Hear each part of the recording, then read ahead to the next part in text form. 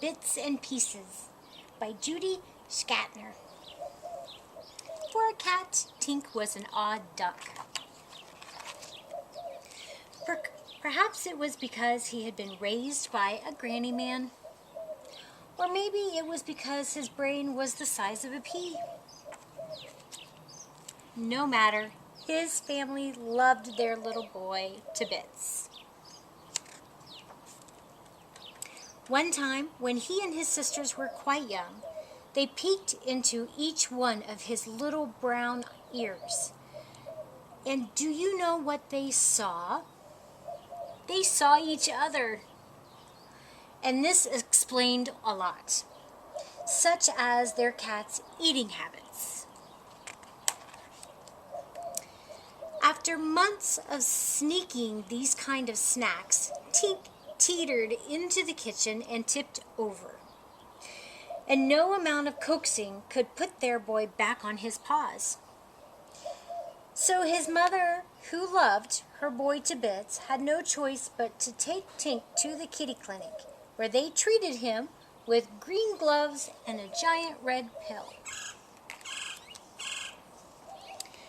When Tink came home, he had forgotten all about being sick, but he never forgot the excitement of being outdoors. Still, Tink enjoyed his life as an indoor cat because he did everything with his family.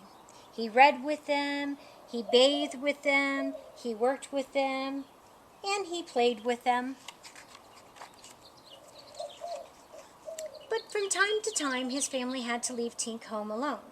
So they decided to find their sweet boy a little friend to keep him company. After a few awkward moments and a tussle, Big and Little settled in for a long, cozy nap.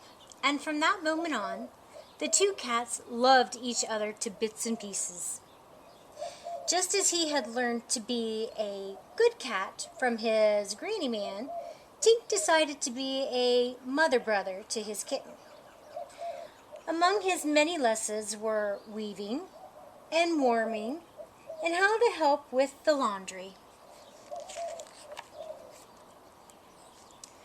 Though his experience was limited, Tink's best lessons were all about the great outdoors.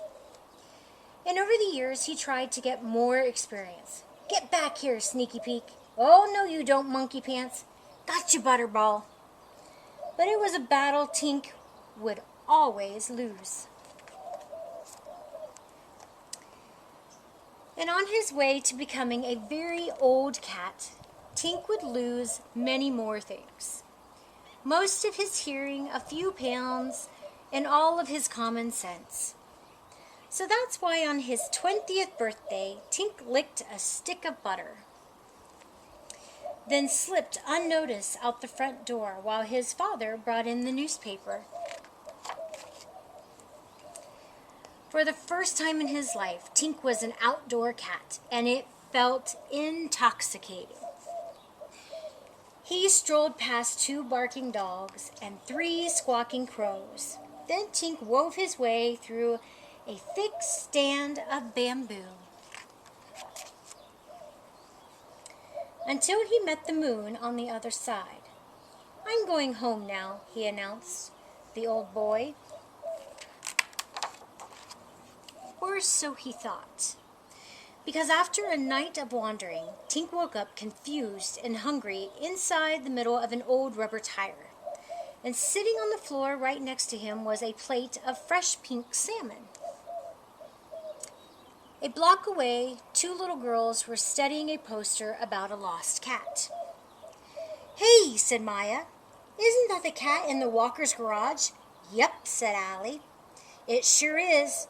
Then off they flew like 2 feathers in the wind.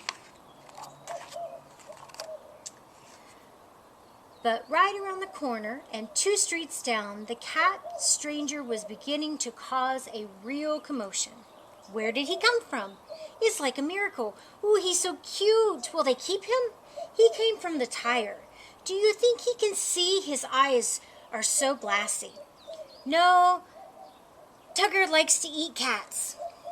Just as Tink was basking in the glow of so many new friends, a nice man plucked him from the tire and placed him inside a cardboard box. "Sorry, fella," said the man. "We've got to bring you to the animal shelter." But moments before the lid was lowered, the two little sleuths on silver scooters came racing towards the crowd.